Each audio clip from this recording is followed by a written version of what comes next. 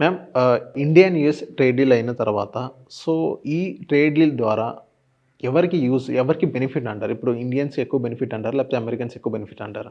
So first of all ఇది మన ఇండియాకి విన్ అండి. ఇట్ ఈజ్ ఇండియాకి win. It is not economically, అంటే నాట్ ఓన్లీ ఎకనామికల్ విన్ అని చెప్పచ్చు, బట్ డిప్లొమాటిక్ విన్ కూడా. ఎందుకంటే they have worked very hard అండి. అంటే ఆయన ఆల్మోస్ట్ మనకి లాస్ట్ ఫిబ్రవరిలో ఈ టారిఫ్స్ అనే లిస్ట్ అనేది తీసుకొచ్చారు. అప్పటి నుంచి ఏంటంటే అందరికన్నా ఎక్కువ మనకే వేశారు, అందరికన్నా ఎక్కువ వేశారు. అందరితో పాటు ఇంకొక టైంలో అయితే రష్యా నుంచి మనం కొంటున్నామని 500% వరకు వెళ్ళడము, ఇంత ఫ్లక్చువేట్ అనేది బాగా జరిగింది. అంటే మన యుఎస్ ఇండియా రిలేషన్షిప్ కూడా ఒక టైంలో చాలా సెన్సిటివ్ అయిపోయింది.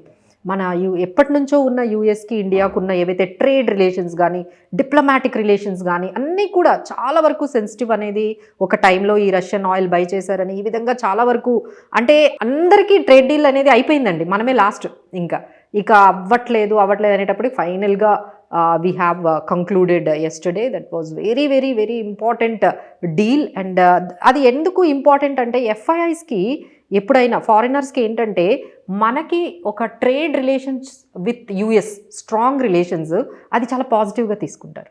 మనకన్నా వాళ్ళు ఇండియాకి ఉన్న ట్రేడ్ రిలేషన్స్ ఎవరెవరితో ఎంత స్ట్రాంగ్గా ఉన్నాయో వాళ్ళకి నిజంగా మ్యాటర్స్ అండి. సో దట్ మేక్స్ ఆ ట్రేడ్ రిలేషన్షిప్సే కాదు, తర్వాత మనకి ఇట్ మీన్స్ జియో పొలిటికల్ ఎన్లైన్మెంట్. ఓకేనా? సో జియో పొలిటికల్గా కూడా మనం వాళ్ళతో మెయింటైన్ చేయడం అనేది చాలా మంచిదండి. అండ్ ఇంకోటి ఏంటంటే చాలా కాంపిటేటివ్గా ఉంది. అంటే మనకి ఫస్ట్ 50% అన్నారు, 50% తర్వాత ఎక్కడ ఎండప్ అవుతారో అనుకున్నాము, but they have finally ended up at 18%, which is very very competitive అండి. అంటే మనకి ఎంత కాంపిటేటివ్ అంటే I will let you know, like India at 18%, ఇక థాయిలాండ్ అయితే 19%. అంటే మనం సౌత్ ఈస్ట్ ఏషియాతో మనం వీళ్ళే కదండి కాంపిటీటర్స్. మనం ఎప్పుడైతే ట్రేడ్ మనం చేస్తూ ఉంటామో, ఎక్స్పోర్ట్ చేస్తూ ఉంటామో, మనతో పాటు కాంపిటీటర్స్ ఎలా ఉన్నారో చూసుకుంటాం.